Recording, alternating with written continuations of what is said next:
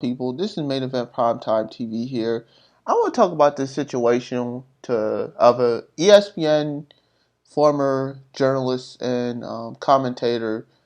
Dianna Russini was in a situation with current Patriots and former Titans head coach Mike Vrabel and former Patriots player and former Chiefs linebacker. And sometimes he played tight end. Yeah, I think he also scored a touchdown in the Super Bowl in 2004 or 2005. So they were in a situation where they had I guess you could say, an affair, I guess. So as a person who studies journalism, I think this story is pretty interesting.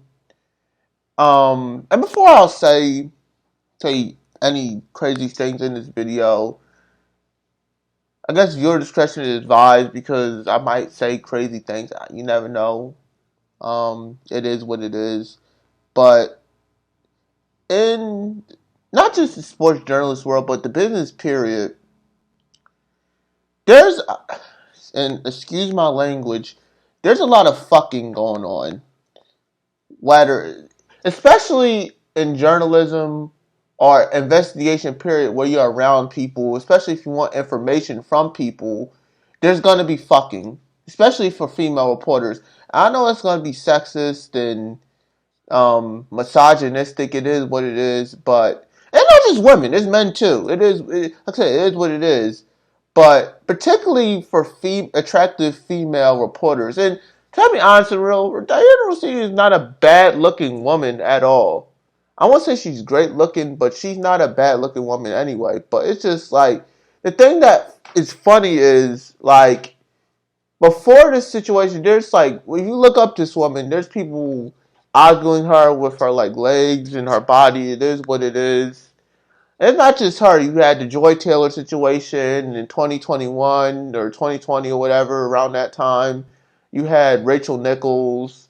Like you have so many of these female reporters that get exposed for having affairs and like doing all these things to each other. And especially for me, it's not shocking if you know what goes on behind the scenes with these businesses. And it's not just in the sports world, it's the entertainment world, period. And yes, sports is a part of the entertainment world. Whether it's not just sports, the acting world, the political world, whatever. There's going to be some sex behind the scenes, whether it's good, bad, or worse.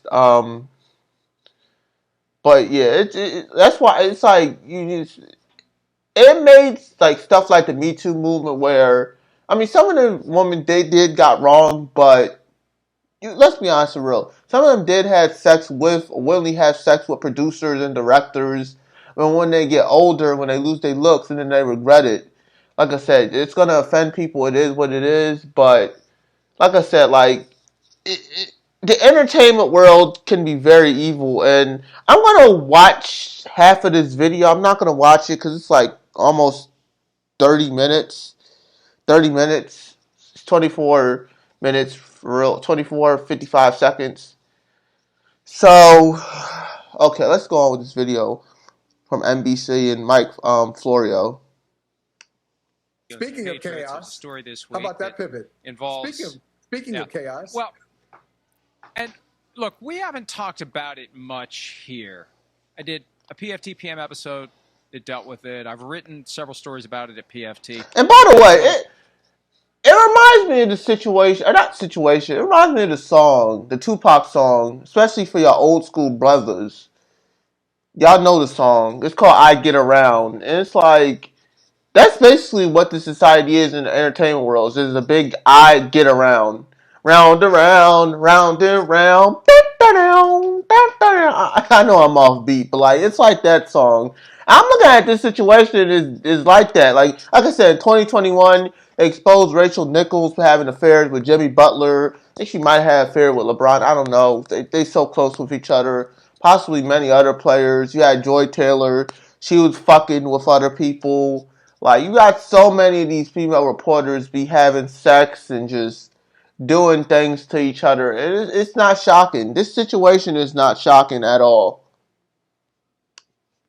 Most read stories of the week, because this brings all the elements together that will get people to rubberneck. This is, and I don't want to call it sex scandal, but first of all, what? It's like,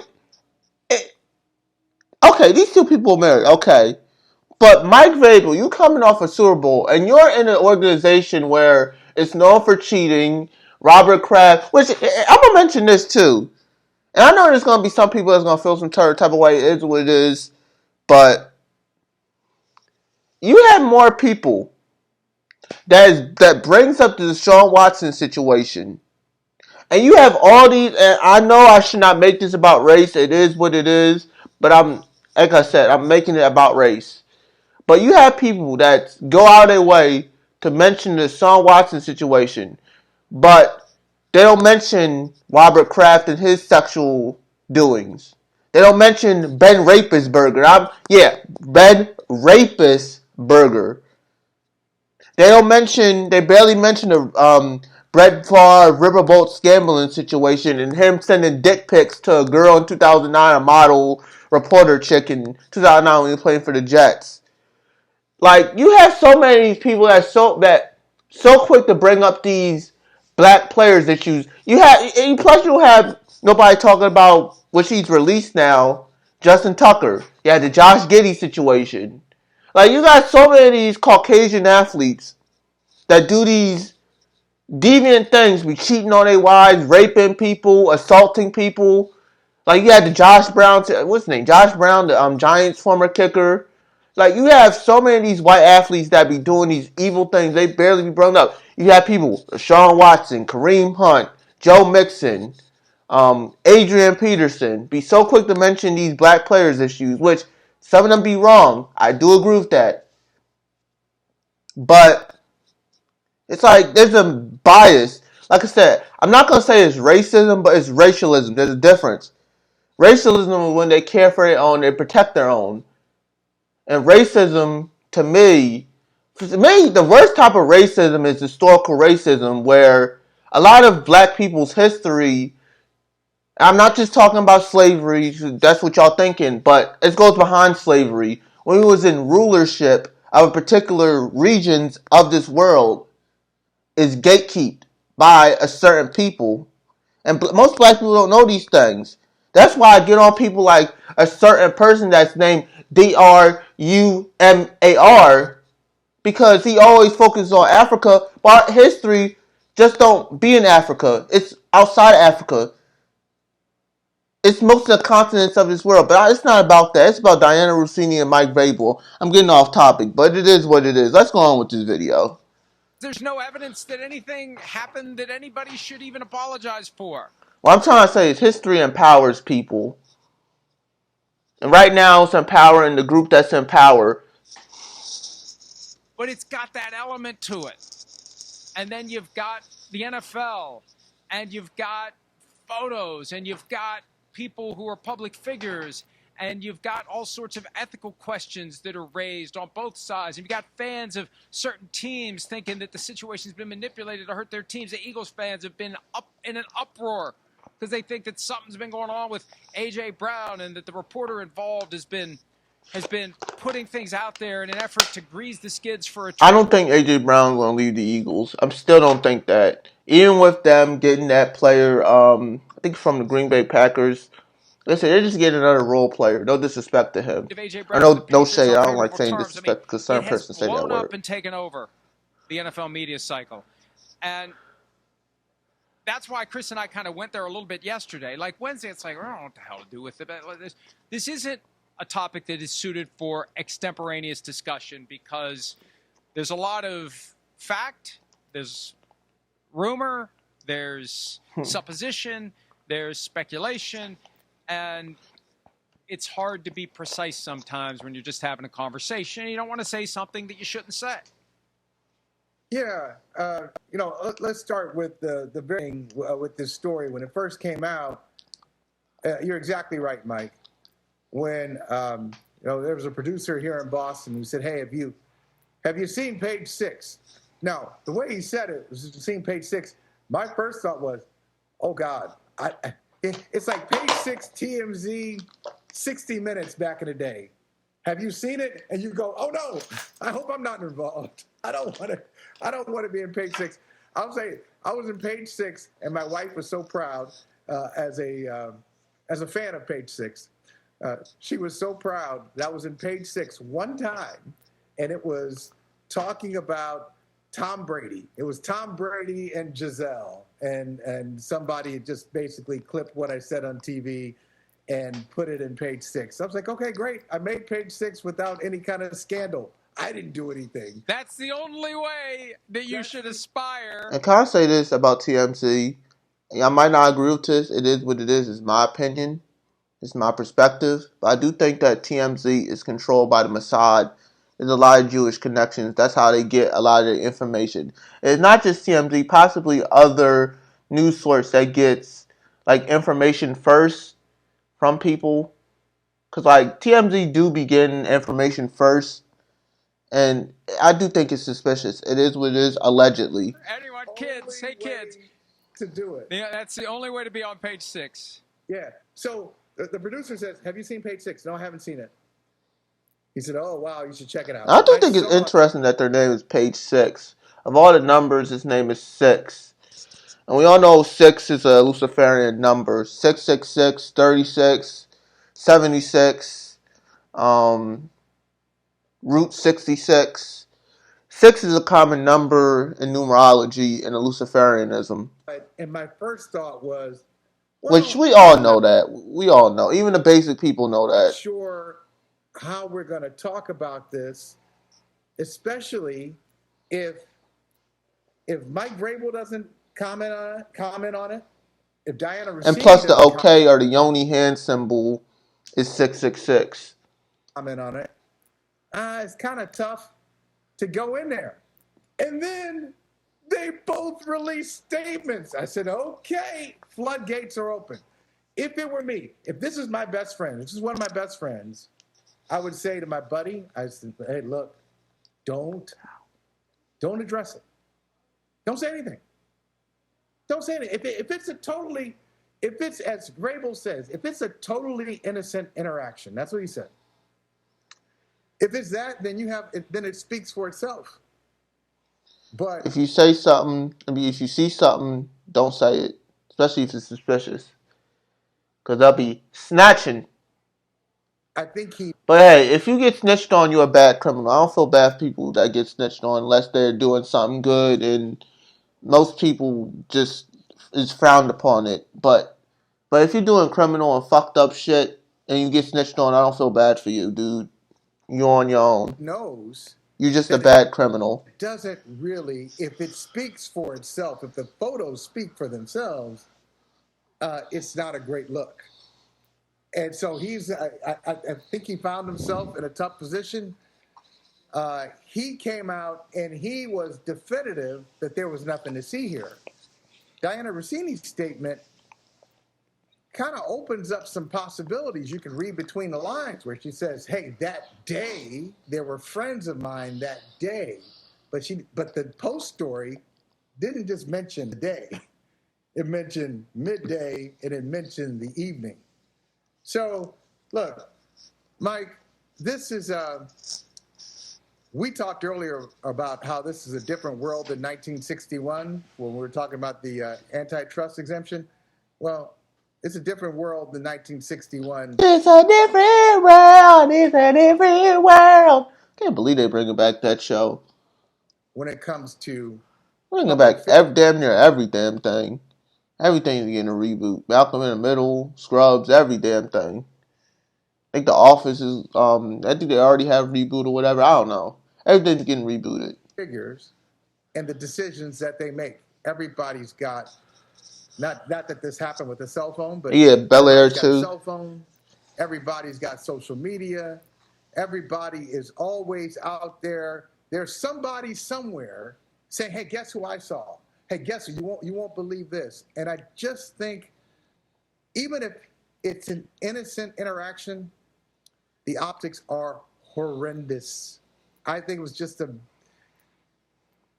I don't know. Mike Vrabel thinks a lot of things through. I'm not sure he thought this through and really weighed the pros and cons of meeting with Dianna. Can I say this, bro? Speaking of Mike Vrabel, I don't know if y'all realize this, man, but yo, Mike Vrabel be looking like Joe Rogan with hair. Like, this man really looks like Joe Rogan with hair.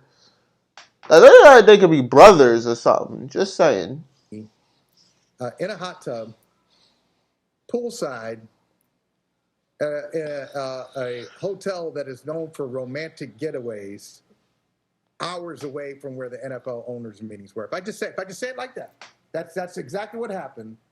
If I say it that way, you tell me if that makes sense for an NFL head coach and an NFL insider who's female. Well, we talked earlier about the NFL dancing up to the line, stepping on the line, jumping over the line with streaming. Let's be honest and real. Some of these female reporters, I'm not trying to make this political or whatever. Some of them do be protected by the media because some of them, I'm going to be honest and real, some of them they're just not that good. Like, you just got some of them that is good for their job. Like, some of them, like, that is, like, I do respect, but some of them, I just don't get it. I just don't get why they're there. Like, Mina Kimes, like, I just don't know about her. Like, I know it's going to piss some people off. It is what it is. But, like, it's just, I mean, you got Laura Rutledge. I mean, she's easy on the eyes. Who else? You have Jenny Taft. I mean, she's pretty good. She's pretty good moderator and pretty good sideline reporter. Who else? Ella Duncan. She's too woke.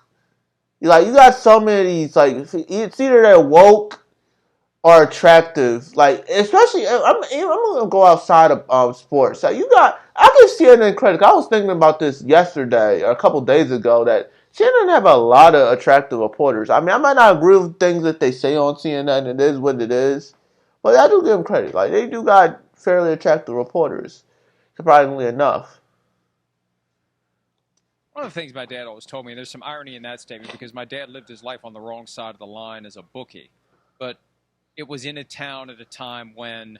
That ain't funny. I'm doing a report on gambling. The local prosecutor never exercised discretion to do anything about it until the boss got too close to a different kind of a line that brought the whole operation down. Because that was and I think that probably... By the way, gambling is a waste of money. Throughout the country. The boss gets involved in drugs. You know, it's one of the storylines from The Godfather. Boss gets a little too involved in that. It wakes people up, puts too much heat on him. It brought the whole thing down. My dad was involved of a miniature small gambling operation out of a bar in my hometown, and nobody said boo about it. It became a problem when the boss got close to a different line. And here, and this is why I said it's ironic, because my dad's advice for me always was, and I've always lived by it, you got to always figure out where the line is. In anything you do, there's a line that if you cross it, you're going to be in trouble. You got to figure out where that line is, and you stay as far away from it as you can. Can I get a Bud Light? Sorry, the bar's not open. Okay, there's an ad. There's in the Italian mafia. There's some, allegedly too, by the way, there is some Masonic connections with the Italian mafia.